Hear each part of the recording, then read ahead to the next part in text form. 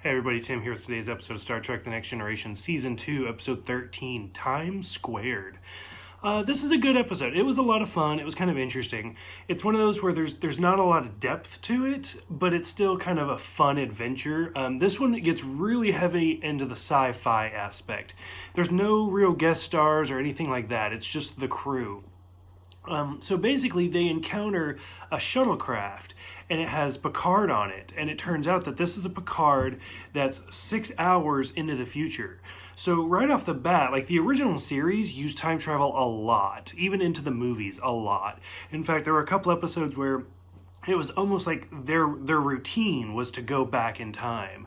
Whereas for the Next Generation, I'm pretty sure this is the first time that we've actually seen them do time travel. So it's kind of interesting that we're starting to get into that aspect of Star Trek. And then like after that, it just kind of everything kind of falls into place, that they get sucked into like this amazing, like it's a really good effect of like a space tornado, and you watch the Enterprise D sink into it. And then the current Picard, I guess you would say, has to break that time loop so that they don't get stuck into a paradox. Overall, the episodes, like I said, it's a lot of fun. There's not a lot of depth to it. It's just kind of a sci-fi adventure. It's interesting that we see two Picards. The first thing that came to my mind was Nemesis, and because Picard's asking, like, is it artificial? Is it a clone? What is it? And we do see Picard cloned later on in the franchise.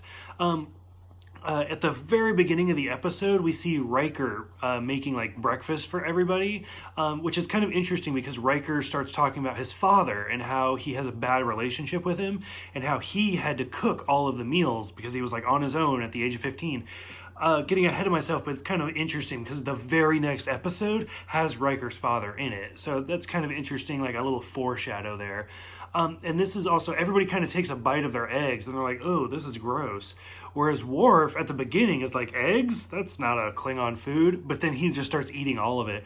So this is that first aspect where we see, it's kind of a cliche joke where Worf doesn't like normal food, but he likes what we consider disgusting food. This joke continues further on in the series with like prune juice, where everybody else is drinking like cocktails and Worf's just drinking prune juice.